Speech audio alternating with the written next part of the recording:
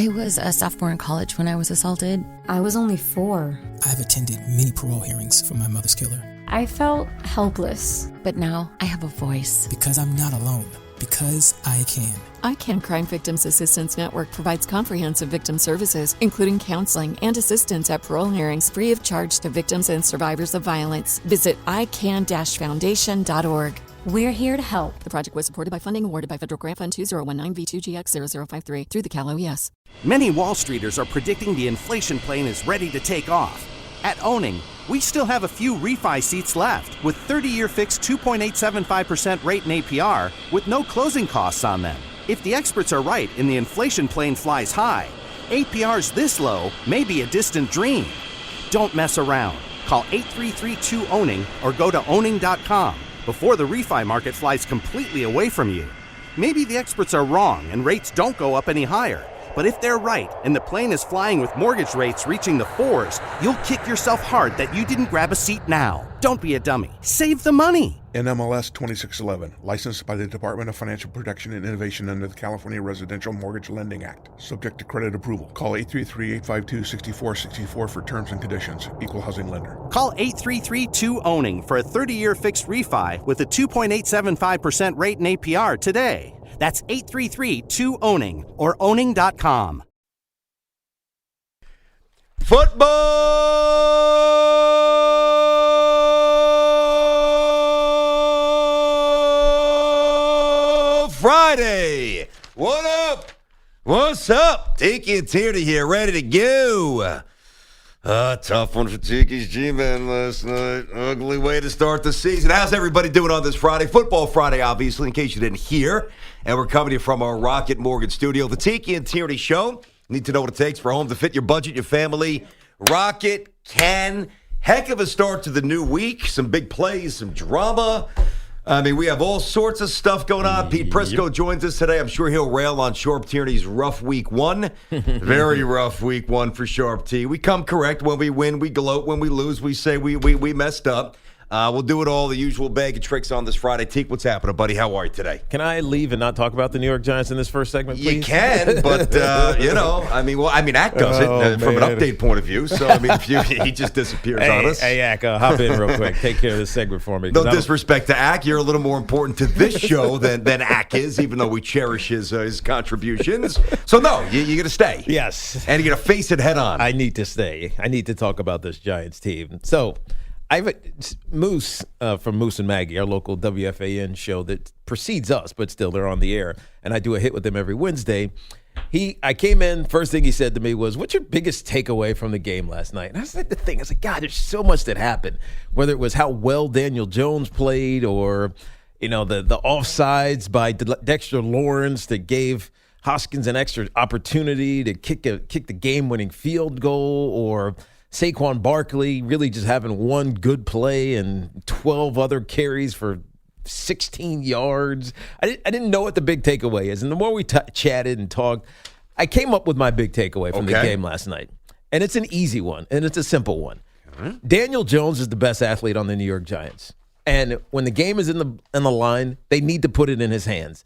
They drafted him with the 6th pick in 2019 to be their franchise quarterback. You're the best player at the most important position in the National Football League. So when the game is on the line, after James Bradbury picks off a horrendous decision by Taylor Heineke. The only bad decision Heineke made all night, by the way. Only Played one. Great. Only one. And by the way, if he had put the ball on his outside shoulder, it actually would have been a good decision. Yes. Right? It was just he just missed through it. He threw it inside as opposed to outside, and Bradbury had an easy interception. Who had a rough game, by the way. McLaurin sliced him up all night. Very rough game. But he made his dividend. I mean, he made his penance. He got his penance, right? He did. 20-yard line. Yeah. Giants play conservative, kick the field goal. It's 3rd down, man. It's 3rd and 6 or 7, whatever it is. And in my mind, I'm saying they're not going to throw the ball. They should just run a zone read with Daniel Jones. Yep. Stick the ball in Saquon Barkley's belly. Let everybody collapse. pull that thing and go trucking, because he did hit multiple times, including a 58-yard touchdown. They got called back, and another holding another big run down the left sideline, a draw that scored a Daniel Jones is the best athlete on that field. Dude, he flies. He flies. He's big. Is he like strong. faster than like Jalen Ramsey, like cornerbacks? I don't know. The guy man. hit top speed, 22 miles per hour. I don't know. That's like cheetah territory. I don't for know, the BT. Chiefs. But How fast is this guy? I'm telling you. But that's my takeaway. Somebody called him Vanilla Vic last night. That's actually a really good one. That is a good Vanilla one. Vic. By the way, give him the ball in that moment. Yeah, it's give him the third rock. and whatever on the 20-yard line. Instead of setting for the field goal, put the ball in your best player's hands as an athlete, not as a quarterback, as an athlete, because you want to play conservative and be safe. Do it that way. They would have bit all day on that, trying to stop Saquon Barkley or whatever the run play was. And so I'm frustrated by this game. I'm encouraged by Daniel Jones, who had a great rebound game from his week one. He looked the part. He felt the part. They were more creative for most of the game until that last series with their offense. And other than the offensive line issues that are derailing Saquon Barkley's rushing average on the season and maybe for the next couple of years, I thought they played well offensively. They just, the mistake at the end just drives you nuts. If I parachuted from Pluto and I knew nothing about the NFL, that I watched this game, I'd say, this guy looks like one of the best quarterbacks in the NFL. That's Daniel right. Jones was phenomenal last night. Phenomenal. So I'm with you on that. My takeaways, I'm going to jump around a little bit to obviously incorporate the team that actually won the game. Yeah. That would be Washington. Yeah, I don't want to talk about them. I don't know what the hell Jack Del Rio was waiting for to get these guys going a little bit. Far too conservative to start. Once they start pinning the ears back, once they started to do that, they started to wreck the game a little bit, and you start to see that dominant front seven, really the front four, I should say, for Washington impose their will, and I think that's going to trigger something for them moving forward. I said something positive, obviously. I said the other day that the moment, and I preface it with great respect for Fitzpatrick, love the guy, blah, blah, blah, which I certainly mean, and I think most people would co-sign that statement. But the moment that Ryan Fitzpatrick hurt his hip, Washington became a better football team because Taylor Heineke is better. Taylor Heineke, that one bad throw aside, no doubt. McClurge was in an odd spot. He was like coming around the ball. It's not his fault. It's Heineke's fault for sure. Yeah. But that was the only bad play he made. That dime to Seal was it Jones Seal? Who had that? Was it Ricky Jones Seal? Yeah, I'm not saying Ricky Seals Jones. I knew I wasn't saying that Ricky right. Seals Ricky Jones. Seals Jones. All worked up. I want to squeeze it all in. That was talking about going and getting the high point of the ball. Yeah. Great catch, great throw. All right, so I have no issues with Washington. I thought they'd win the game. I thought they'd win a little bit easier. My concerns are for your Giants, and they are far more grave than what you just presented. Number one, the aura, the early aura, because only 2 games into year 2. The early aura, all right, the scout report on Joe Judge is that he's a disciplinarian. Yeah. He's a no-nonsense guy. You mess up in practice, we're running gassers. We're barking at people. Kelvin Benjamin, not that Kelvin Benjamin matters in the NFL anymore, but they had that spat on the field. He had some issues last year. I don't have an issue with the issue that Joe Judge had last year, but Joe Judge, there was a little friction, which I thought was necessary because the team was too complacent. Nobody's had a worse record the last 4 years than the Giants. So I thought, and I still like Joe, but if Joe was going to fancy himself as a disciplinarian, you can't jump off sides, number one. You can't give him another shot at the field goal. Number 2. Was he offsides? It doesn't matter. You can always, by the way, these whistles are 50-50. They drive me nuts. That's they really right. do. They It's slow down the flow of the game. So subjective. I can't stand it. The other thing that bothered me about Joe, and it goes back to the Week 1 game, if you're going to be viewed as from the Belichick tree and Belichickian disciple, you got to know the rule book. And Joe Judge did not know the rule book last week because he challenged a play you cannot challenge, and he got burned of a timeout, number 1. So you start to look at the early returns this season. They're 0-2. They lost a divisional game they absolutely should have won. Didn't know the situation with the timeout in Week 1. Now you got guys chirping, Kenny Galladay, yapping at Daniel Jones. Jones did the right thing. He basically ignored him. Now you got the kid, Tony, the first-round pick, receiver. He's putting his grievances on Instagram. I'm not happy. This bleep is lame. There is a little bit of a stench, like a little something that's building around the Giants that better be snuffed out soon. I do not like the direction they're going in. I don't like it. Barkley looks like he's a shell of himself. You just lost your center for the season. I know the O-line played pretty well after that, but that I think is going to be an issue. The Giants have big problems. Well, I don't know if they have big I mean, problems. I think They're do. still rebuilding as a team. The Giants weren't going anywhere in 2021. Well, then why were we telling everybody this summer that they're going to be good? Playoff. Yeah, but why were we telling everybody this summer they're going to be good? Good for me. We told everybody we thought they'd be good okay, this hold year. on. Good to me is a over 500 record. 9-8 is good to me. That's what I think the Giants are going to be. That's what I said all offseason, that they're going to be 9-8. Maybe they could win the division because the division stinks, right? I don't know. Maybe I don't think it stinks. I don't either now, but I thought leading into the season, the division would stink. The Eagles, I thought, were going to be bad. Jalen Hurts looks like a champion. The Dallas Cowboys have one of the worst defense, and now DeMarcus Lawrence is hurt. Yep. I thought they were going to be bad. They almost outscored. They didn't beat, but they almost outscored the Tampa Bay Buccaneers, the defending Super Bowl champions. The Washington football team, I mean, Ryan Fitzpatrick's your quarterback. Your offense is kind of, on paper okay, but we haven't I like seen their it. offense. I do too. They're one of the 5 or 6 best receivers in football. I'm talking about in the preseason, and ultimately, you didn't have an idea who was standing out in this division. So the Giants obviously had a chance. Maybe they could win a division if they go 9-8. Let's not forget that 7-9 won it last year, and so I think the Giants can be good.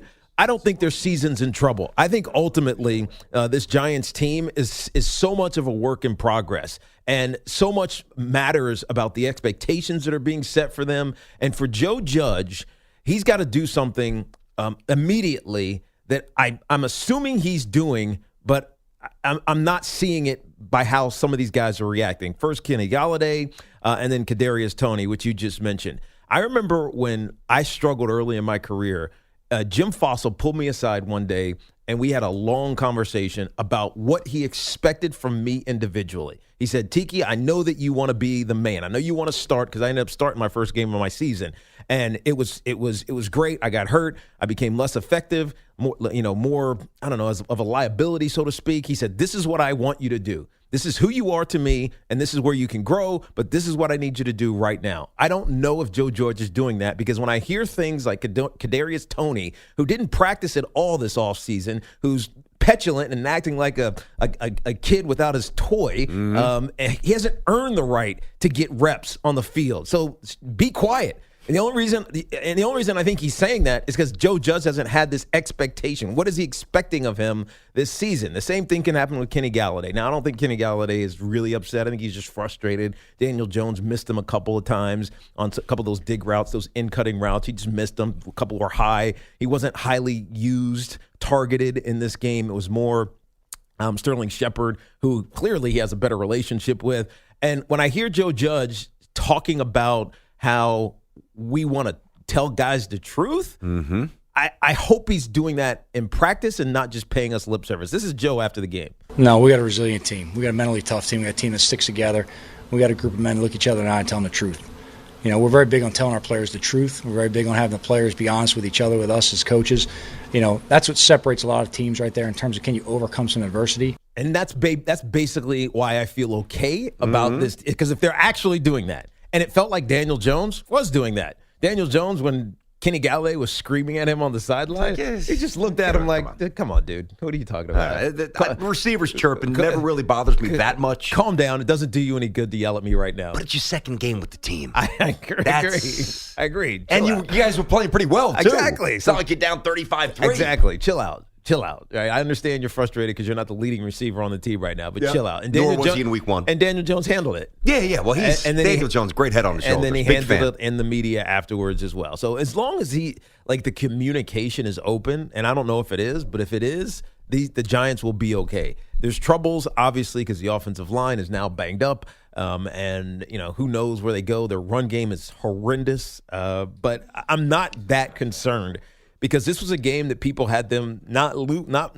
necessarily getting blown out by, but not winning. And for the majority of the game, it felt like they were in control and could easily have won the game. See, but there's two things to attack here. And I hear you. The communication aspect from Judge, which is paramount for any young head coach. You have to establish a template of expectations. And I think he's done that. But if guys start to deviate from it, especially the new guys who just rolled in, like Golladay, like Toney, you've got to reestablish that. And I'm sure that he's in the process of doing that. That's one thing. The other thing, though, that I think is probably maybe not more important, but as important, is that this is not a buttoned-up team in terms of discipline. Well, I mean, And they committed 11 penalties. Yeah. Last week, again, I hate to keep referencing this, but when your head coach doesn't know the rule, it's inexcusable. I don't care if you coach the Jaguars, the Jets, the Panthers, the Giants. I like Joe Judge. Check my social media feed. I always defend Joe Judge. You have to know the rule book. I think he knew the rule. He explained this later on in the week. He basically said, I was trying to get the referee's attention. He wouldn't pay attention to me, so I threw the flag.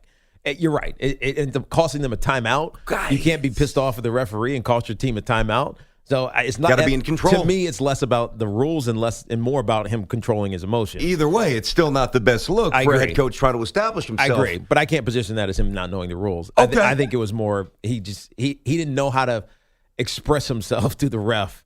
And by the way, that's something that's earned, right? As a second-year head coach, basically 17 games in, these guys don't know you yet, right? You can't just be like, hey, Bob, come over here. I need to talk to you. You know, like Coughlin used to, or let's say Pete Carroll would. Or even Ron Rivera last night. I get it. I'd say with a baseball umpire, you got to get a little more leeway if you've been in a dugout for 10 years. I get it. You got to earn it a little bit. The referee last week was pretty sure that his call was right on the field. He didn't want to hear Joe Judge.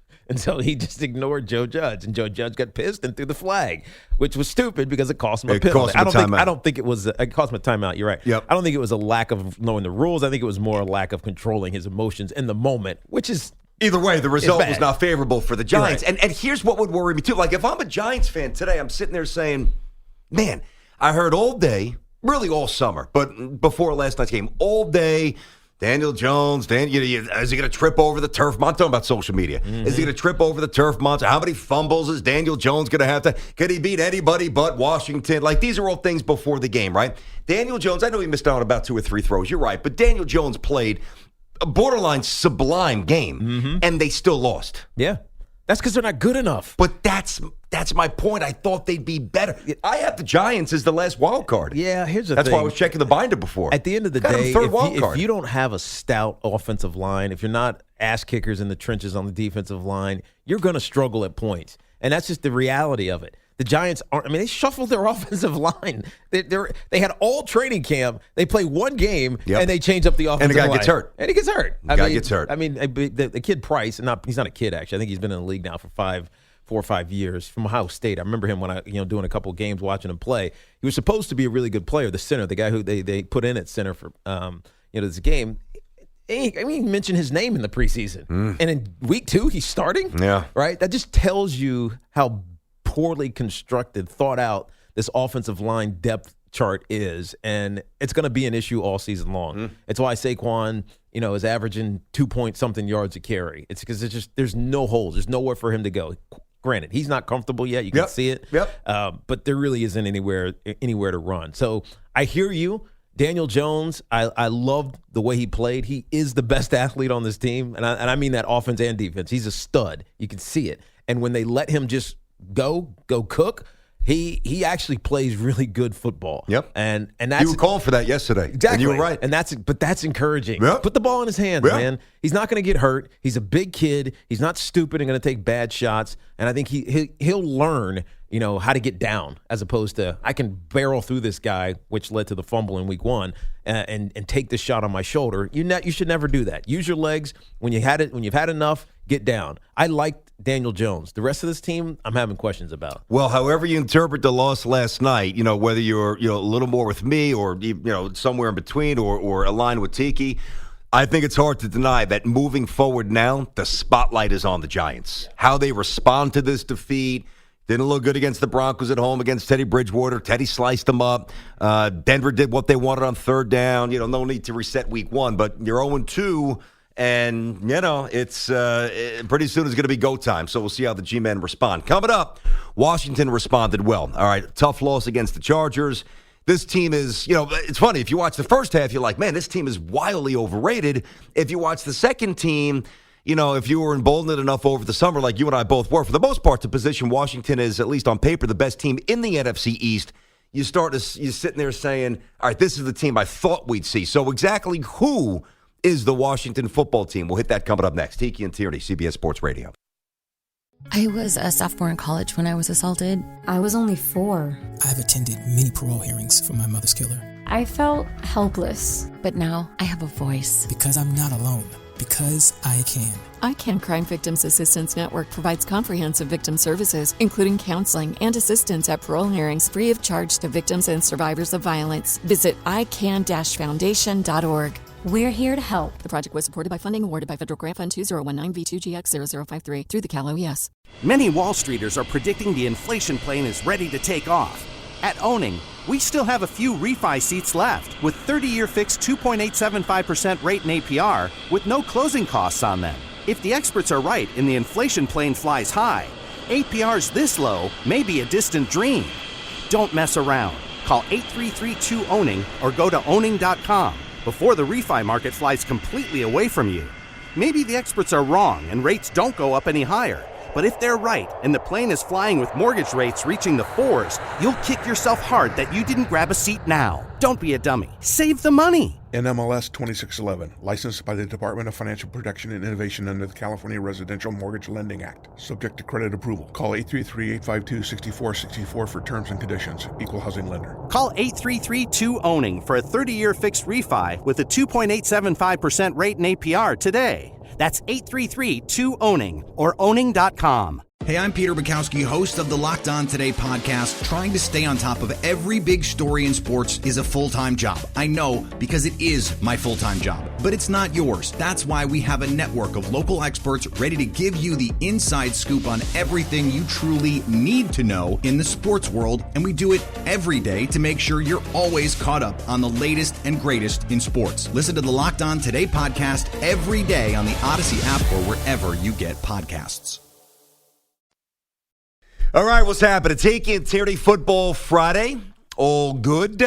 Hey, Sunday, another NFL on CBS doubleheader is at you. Early action. The Raiders battle the Steelers. Or an exciting matchup. A couple of good young rookie quarterbacks, the Pats and the Jets, as Mac Jones and Zach Wilson hook up. And then second-year sensation Justin Herbert and the high-octane Bolts take on the Dallas Cowboys, who seemingly have not played in 3 months, it feels like, the Dallas Cowboys, right? It was that first game Thursday night. Yep. It's a long time. It's a long time. We'll kind of feel the same way about the Giants in Washington after going into next week. Yep. Coverage beginning at noon Eastern, 9 a.m. Pacific. JB and the crew, the NFL Today, all getting you ready for what should be a fun week 2. Already off to a great start. And listen, we're going to have dips where these national games, couple of snooze fests and boring, and some matchups that seem good now where they just some team goes sideways and you can't quite flex out a game. We're going to have to sit through it, and we will, because we love football and we love to gamble and we love to do fantasy.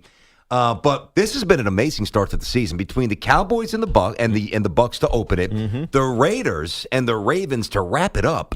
On that overtime thriller Monday, first game with fans in Vegas, and then last night in Landover, 30 miles outside of the nation's capital, a 6-6 finish between two hated division rivals. Yeah, look, if you didn't have a dog in the fight, it was an entertaining game to watch. Yes, it was. You would stick with it because it came down to the wire and there was drama until literally the last play of the game with the field goal, the game-winning field goal. And so, yeah, I agree with you, BT. Football has been unpredictable, both the college ranks and the in the NFL ranks, but last night I thought it was fun, and it was frustrating ultimately because of my Giants losing, but it was definitely a fun night last night. It was, and listen, you can tell. I was watching the post game on NFL Network, and they were chanting Heineke, Heineke. That's great. They wanted Taylor to come out and join the boys and the lady on set, and he did, and he was asked a pretty interesting question. I believe this is from Michael Irvin about, what kind of grip will he have on the starting quarterback spot.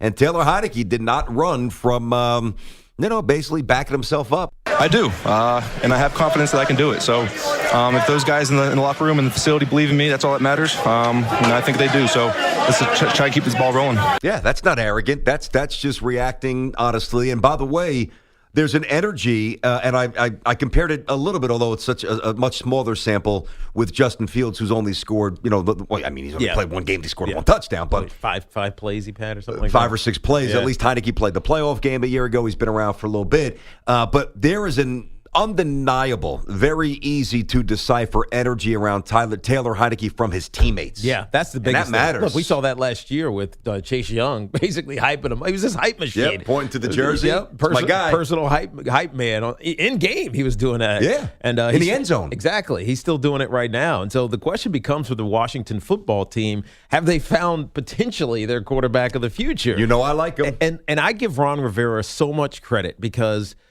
he knew that the Washington football team needed to be rebuilt in so many ways. Their defense had started to be rebuilt because they were drafting defensive linemen and second defensive Sweat, Allen, over and over, even before Chase. I think their whole starting line. I think it is. They're all four first rounders. They're all first rounders, and so they built defensively with the core on the defensive side. And then when he came in, he easily could have spent money or draft capital on a high-end quarterback, right? But the problem is when you do that before you've built, weapons for him, wide receivers, a tight end. You get lucky with Logan Thomas, by the way, because remember we thought he was crashing out of the league early. First as a quarterback, came in from Virginia Tech, and then his conversion to tight end was a little dicey. Didn't think it was going to happen. Now he's really good. He's pretty good. You get a good running back, and your offensive line you build up, and now you find a quarterback who you trust. Undrafted kid out of ODU, and the Monarchs. He's just balling. And so I was asking BT who the best quarterback undrafted all time is. And what was my initial immediate response? Immediate answer, and it's an obvious one, is Kurt Warner because he's a Hall of Famer. But I've actually been a lot of these. Warren Moon, but he's a little bit of a caveat. Very much so. Because of the Canadian League. And, honestly, because he's black. He was black. It was held against him. He just didn't get a chance. In an era when you just black quarterbacks in 1978. Yep. Yeah, you're an athlete too? Nah, we don't want you. Yep, go up to Canada. Exactly. And he balled up in Canada, and then he came back to the States, and he balled. He was awesome. Warren, we've had Warren on a bunch. He was great. He was really good. Who else you got? And then you throw in the Tony Romos of the world. I almost forgot about Tony. You always forget about Tony Romo from Eastern Illinois back in 2003. Just kind of found his way into. I remember the game. I was playing the Giants when Drew Bledsoe, who gave way also to Tom Brady when he was with the Patriots, threw 3 interceptions. No, he got sacked 3 times in the first half in the Giants Cowboys game,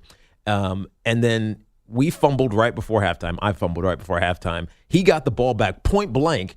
Threw an interception to Sam Madison, on the next former play. Dolphin, too. That's right, on the next play. Yeah. And we go into halftime, status quo, come back out, starting quarterback is Tony Romo. Tony. So I remember that. Wait, all these games blend together. That wasn't the game LeVar Arrington ruptured his Achilles, was it? Was that a primetime game? I don't believe so. I don't think. Maybe it was actually. I don't know. You'd know better. For some, I remember LeVar ruptured his Achilles against Dallas. Yes, that I remember.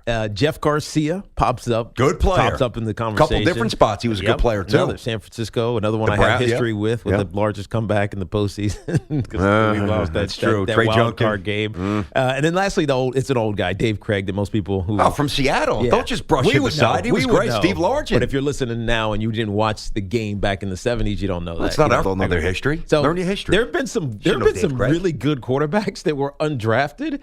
Anybody else? I love these games. Any other name? Give me some other names. I'll give you. Even if they're not like top 5, but just. Yeah, Romo's the big one. Mike Tomczak was another one. Former Bear, bounced around a little bit. Eric Kramer, Vikings. Yep, and also primarily in Detroit. Yep. John Kitna. Kitna was out of the Bengals Washington. was not bad. No, right. He's a coach. He was very smart guy. Kitna always had the shaved head. Before white guys were shaving the dome. Here's another one that played in a Super Bowl. I saw him last weekend down in Carolina. He's got one of the greatest accents you ever listened to. Jake Delhomme. Oh, Jay, we had him on the show a month ago. Jake, exactly. And then he wasn't drafted, huh? He was not. He was not drafted. Wow. So there's a few. Okay. There's a few that have been undrafted and then had really good success. Yeah. And so, and I bring that up because in today's NFL, we're like, well, a kid wasn't a first-round draft pick or a second-round draft pick. He can't be the quarterback of the future. Yeah. I got to tell you, if Taylor Heineke plays his next 6, 7, 8 games, just like he did last night. Fitz is not playing. That's his job. That's exactly right. He's the quarterback of Washington. Washington. 75% of his passes. He's the quarterback. For 336 yards and 2 touchdowns, one of which was a dime. Great throw. Clutch time. Yes. 2-play drive. Yeah, 56 the little wheel route, which, by the way, horrible defense. Talking about biting on a wheel route. Horrible defense. So running back, what's he going to do? He's running. He's at the sideline. He can't do anything at that point. He's got to go up. But anyways, Taylor Heineke could turn into one of these kids. I like the kid. I really do. And more importantly, his team likes him. I know. Which is awesome. I kind of love stories like this where, a kid out of nowhere just kind of falls onto the scene and just gets an opportunity and is ready for it. Because sometimes guys get opportunities and they crap the bed. Yep.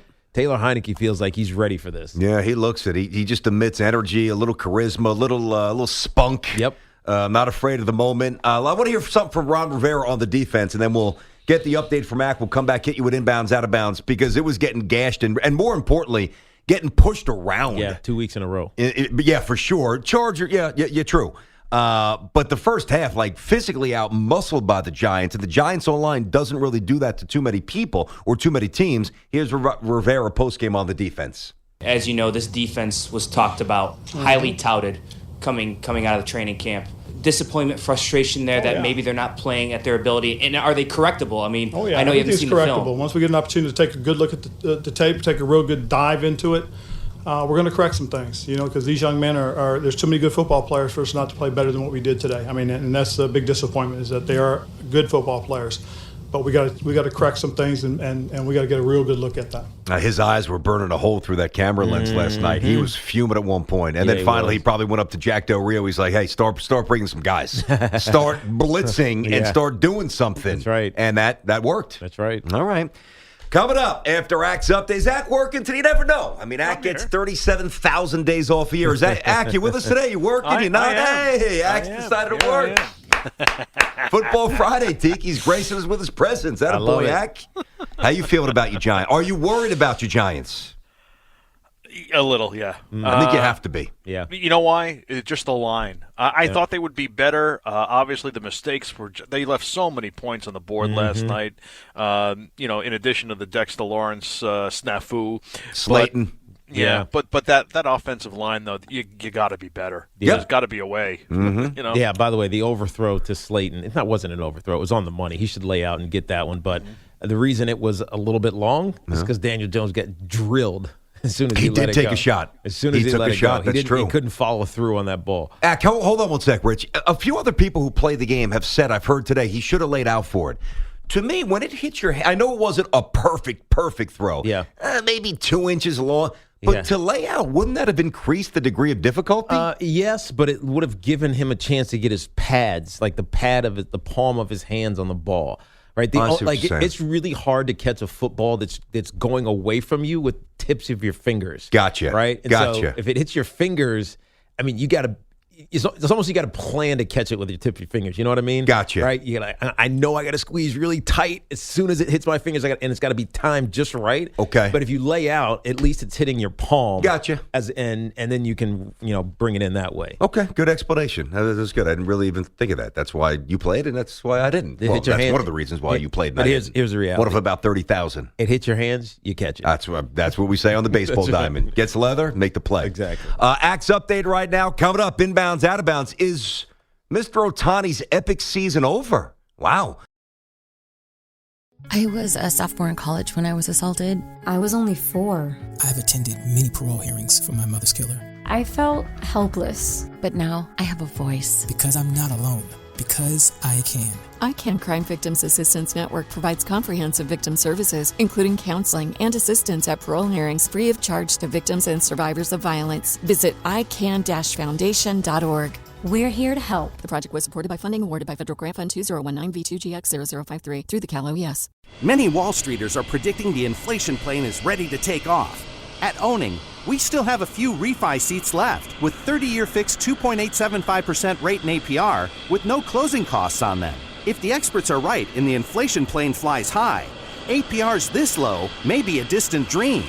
Don't mess around. Call 833-2-OWNING or go to owning.com before the refi market flies completely away from you. Maybe the experts are wrong and rates don't go up any higher. But if they're right and the plane is flying with mortgage rates reaching the 4s, you'll kick yourself hard that you didn't grab a seat now. Don't be a dummy. Save the money. NMLS 2611, licensed by the Department of Financial Protection and Innovation under the California Residential Mortgage Lending Act. Subject to credit approval. Call 833-852-6464 for terms and conditions. Equal housing lender. Call 833-2-OWNING for a 30-year fixed refi with a 2.875% rate and APR today. That's 833-2-OWNING or owning.com. I'm Doc Rivers, and I'm proud to present a new podcast documentary series called It Was Said Sports, where I guide you through 6 of the most impactful and timeless speeches in sports history. Listen and follow It Was Said Sports, a documentary podcast presentation of Shining City Audio, a C13 Originals, and John Meacham Studio. Available now on Odyssey and wherever you listen to your podcasts. All right, Tiki and Tierney Football Friday. What's happening? CBS Sports Radio, CBS Sports Network. Hope all is well. A little Bama, Florida coming up this weekend. Hard Knocks. Forget about the cancellation. They're expanding. Got a lot to hit. First, though, we hit Ask the Pros. Give you a chance to ask us anything you want. Brought to you by our friends at O'Reilly Auto Parts. Drop us a tweet. Send it to at CBS Sports Radio. Use the hashtag Ask the Pros. At CBS Sports Radio, hashtag Ask the Pros. Stick around, listen later on, and we'll sort through them. We'll take the best one. We'll debate it. We'll kick it around, whatever we need to do on the air, and we'll give you some props as well, or make fun of you if it's a dumb question.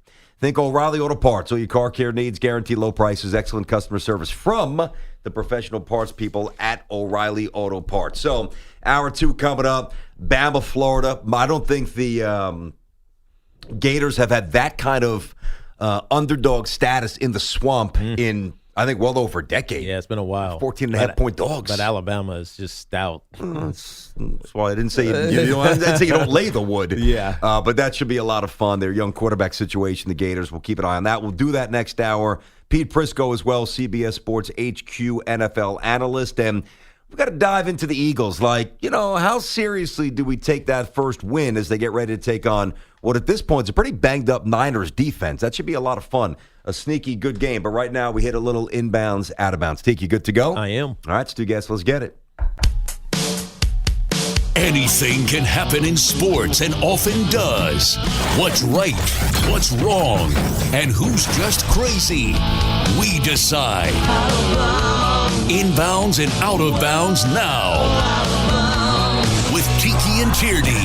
All right, Tiki, here we go. Despite losing 28-10 in Week 1 to the Seahawks, Carson Wentz was solid. First start for the Colts here, completing 66% of his passes for 250 and a couple of TDs, no picks. However, the Colts schedule doesn't get any easier with the Rams this week, followed by the Titans, Dolphins, and the Ravens. So, despite the loss to Seattle, we are more confident in the Colts than we were before Week 1 after Wentz's performance. Yeah, I'm going to say inbounds of that, BT. I was just unsure of how he would play. New system, even though it's a familiar system, and not having any practice in the offseason because of that foot injury or foot surgery that he had to pull that extra bone out. But yeah, I'm confident in him. We know he's good. As long as nothing gets in his head, he'll be fine, and the Colts will be fine because they're so good defensively. Yeah, I'm going to say out of bounds. I'm not really married to this. I didn't love what I saw Week 1. Why would you? But, I think the thing that needs to be said is that Seattle, we focus on Lockett and Metcalf and, of course, Russell Wilson, Carson. But their defense, the last part of last year, was getting much better, and that carried into Week 1. So I'm not saying it was a bad loss. Seattle's obviously a very good team, but I'm going to say out of bounds. I don't know. I don't even know why I'm saying out of bounds, but I'm saying out of bounds. The one thing I'll point, though, to the schedule, right? Like, I don't know that it's as daunting as Samter makes it out to be. Like, the Titans looked inept in Week 1 against the Cardinals, blitzed. The Dolphins, all right. I mean, Dolphins are okay. And the Ravens are ravaged with injuries. So even if they fall to 0-2, which they will in all probability, they still have a chance to resuscitate their season. I just convinced myself. I'm going from out of bounds to inbounds. Switch my answer. Inbounds, I'm with Tiki.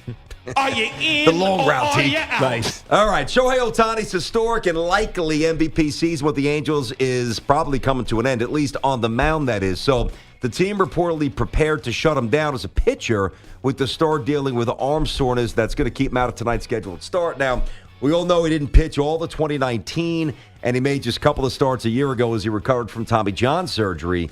In or out there, Barber?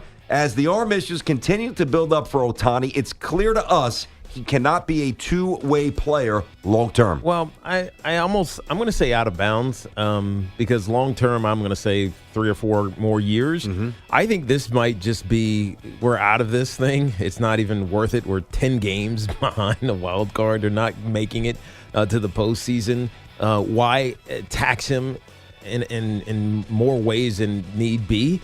And so they're not necessarily shutting him down like fully, because they want him to try to get the home run lead, I'm sure. But they're shutting him down from pitching on the mound, which he doesn't really need to do. We know how good he can be, so I'm going to say out of bounds. But there's no guarantee that you're right. I mean, you might be right. I mean, maybe they are just doing what Tiki just said, or maybe the arm's barking a little bit, and there's a little initial concern here. So I certainly hope it's the former, not the latter, because when this guy's on the mound and in the box, it's the most special thing we've ever seen in baseball history. Mm-hmm. I mean, whatever you thought Babe Ruth did, Babe's one of the top 2 or 3 players of all time. I mean, Ohtani is just dwarfing whatever Babe Ruth did. It's just look at the numbers. I'm going to say in bounds. This has always been my position. It's always been my position. Ohtani has a chance with that easy opposite field power. He's got good wheels. You know, he's already got 20 steals. He could be a 30 stolen base guy if he really wanted to. He can go down as a transformative hitter. And I don't see the two-way juggle really lasting a whole lot longer, unfortunately. Are you in or are you out? This is a great one. I actually tweeted about this the other night. So Royals catcher Salvador Perez hit home run number 45. Wow. I mean, he has been great. He's got 112 ribbies, I think it is, which, by the way, ties Johnny Bench's mark back in 1970 for most home runs for a full-time catcher in a season. Now, he's made 7 All-Star teams. He's won 5 Gold Gloves. He's a World Series MVP, obviously a World Series champion. And while he's currently 17th all-time in homers for a catcher, he'll almost certainly finish in the top 7 as you build out and project forward. In or out, Salvador Perez will be a Baseball Hall of Famer. Yeah, I'm going to say in bounds of this, BT. Because of the position he plays, he's leading the league in RBIs and home runs, and we thought that Vlad Jr. was going to do this, but it looks like Salvador Perez is going to steal some of that thunder from him. And he's only 31 years old. I mean, he feels like he's been around so much longer. Great point. I don't know why. I was a little surprised he was only 31, too. You look at this, the numbers, and you're like, man, this guy's been really good for a catcher home run-wise, really his whole career. You know, in the 20s, multiple years, and 45 this year, this explosion. So I'm going to say extrapolating this out another 6 years or so. Yep. Yeah, I think he's going to get about 300 home runs or more and be viewed as one of the all-time greats. So yeah, I'm with you, Teak. I'm totally with you. And this is what I tweeted. I guess it was about 2 weeks ago. I mean, along the lines of how many times in real time have we watched a singular season alter the view of one's Hall of Fame candidacy? Yeah, that's right. Like, it's usually, if not always, number one, it's either greatly assumed this guy's a superstar, he's obviously getting in if he's not cheating, or just an incredible accumulation of numbers that, like Craig Biggio, where you're like, guy's got 3,000 hits, he's getting into the Hall of Fame. Yes, he's going to be a Hall of Famer here. Now, I was a little surprised he's only 31 as well, and you need to remember, 2 years ago, he missed the entire season at age 29 because of Tommy John surgery. Yeah. So he's got 197 bombs now. He'd probably have about 225 or 230 if he didn't get hurt that year, minimally 220, 225. And, basically every year he's been in the bigs, he's either been an all-star, a Gold Glove catcher, or a Silver Slugger recipient. Yes. Which obviously is awarded to the top hitter at whatever position. That's right. I am a huge fan. And he's a good catcher. Yeah. His career for fielding percentage over 10 seasons is .995. Oh, here we go. We're going field percentage. Seriously. Get into the baseball weeds. I'm just looking. I'm just like, all right, let me look at these advanced statistics. I'll really be impressed if you tell me what his OPS plus is. OPS about plus? 120-something. How about you guess it, and I'll tell you if you're right. I would say, I'm going to say he's this about... year? No, for his career. You might be surprised. OPS plus? OPS plus. Plus. The adjust. Yes. 129? 104. Yeah? Yeah. This year it's 130, though. I thought you were talking about this year. No, I'm talking... for his career. Career is 104. What's his career WAR? About 5 or 6? Where is WAR? That's in advanced. I got to find it again. Career WAR? I'm just throwing you on this wild goose chase, which probably isn't great for you and great for the show. It doesn't really matter. Doesn't matter. I think a fun debate. Go crunch some numbers. You want to be a geek like I've done a few times. Go look at what Buster Posey's done. and throw it up there against, Perez. Now, the OPS, some of the numbers, Posey's a lifetime 300 hitter, by the way, and he's a 3-time champion. But Posey's going to be 35 next season. Yeah. To Tiki's point, Perez is only 31. He's going to put up a few more big seasons. I think we're both right. He will get in. Are you in or are you out? I love those geeky baseball things. I mean, I could just talk about that stuff all day. I love it. How about this? Kentucky's string of 18 seasons with a top 2 recruiting class came to an end last year. All right, they pulled in the nation's 10th best recruiting class. 29.4, by the way. 29.4 what? Career WAR. No, I mean, what's his WAR this year? What did I say, 5 or 6? 5.2, okay. So John Calipari is back on top. He landed his third, at least in terms of the recruiting rankings, 5-star recruit for 2022.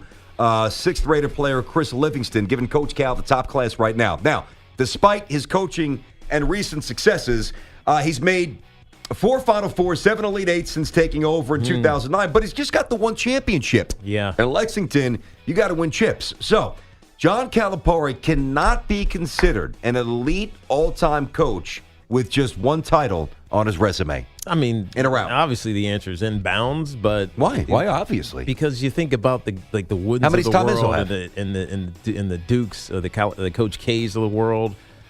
I mean, How many Tom Izzo have? Elite all time. I think Tom Izzo's an elite all-time head elite coach. all time is what? Top 5? No, I mean, I'd stretch it out because you got to throw out the old names, the Woodens and Yeah, that's what I mean. well, I mean, elite. Those are very. How about this? In post 1980, this is the problem. This is the superlative world we live in, and when you put things like elite and all time together, to me, it's top 5. Well, it's nebulous. Mike, what did you mean? Do you mean top 5 or top 10? I meant like the elite of the elite, like top 5. He's not a top 5, not a top 10 coach of all time. Like that, really like the best of the best of the best group. But hold on a second now. I got you.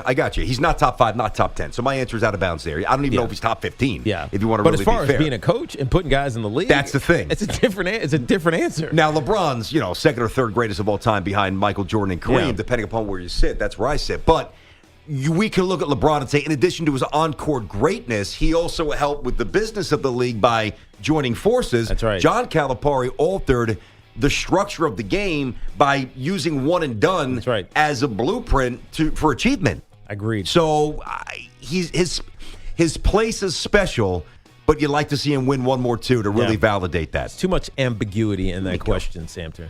Ooh, getting on Santa, which I'm always here for. I'm here for it. Tune in next time for another edition of Inbounds or Out of Bounds with Tiki and Tierney. Seriously though, Salvador Perez's season is insane. He's got 45 home runs with nothing around him. And 112 RBIs. Yeah. With nothing as a catcher. I know. With nothing around him. I honestly can't think of another player on the Kansas City Royals right now. Off the top of my head. If I looked, I'd probably say, oh, yeah, I know that guy. Yeah, there's not many. Top of my head, I can't call it. Well, most of the guys from the World Series are gone. That's the point. That's the problem. Man, he has been phenomenal. By the way, if it wasn't for Ohtani, he'd be the MVP. You're right. He'd be the MVP.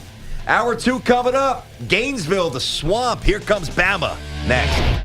I'm Erin Ryan, political commentator, comedy writer, and host of Crooked Media's Hysteria. And I'm co-host Alyssa Mastromonaco, former White House Deputy Chief of Staff for President Obama. Each week on Hysteria, we are joined by a team of hilariously opinionated ladies to discuss the headlines from the serious to the absurd. We cover everything from reproductive rights to rom-coms and break down the political news of the week and cultural stories that affect women's lives. New episodes of Hysteria drop every Thursday. Listen on Odyssey, Apple Podcasts, or wherever you get your podcasts. I was a sophomore in college when I was assaulted. I was only 4. I've attended many parole hearings for my mother's killer. I felt helpless. But now I have a voice. Because I'm not alone. Because I can. ICANN Crime Victims Assistance Network provides comprehensive victim services, including counseling and assistance at parole hearings free of charge to victims and survivors of violence. Visit ican-foundation.org. We're here to help. The project was supported by funding awarded by Federal Grant Fund 2019V2GX0053 through the Cal OES. Many Wall Streeters are predicting the inflation plane is ready to take off. At Owning, we still have a few refi seats left with 30-year fixed 2.875% rate in APR with no closing costs on them. If the experts are right and the inflation plane flies high, APRs this low may be a distant dream. Don't mess around. Call 833-2-OWNING or go to owning.com before the refi market flies completely away from you. Maybe the experts are wrong and rates don't go up any higher, But if they're right and the plane is flying with mortgage rates reaching the 4s, you'll kick yourself hard that you didn't grab a seat now. Don't be a dummy. Save the money. NMLS 2611, licensed by the Department of Financial Protection and Innovation under the California Residential Mortgage Lending Act. Subject to credit approval. Call 833-852-6464 for terms and conditions. Equal housing lender. Call 833-2-OWNING for a 30-year fixed refi with a 2.875% rate in APR today. That's 833-2-OWNING or owning.com.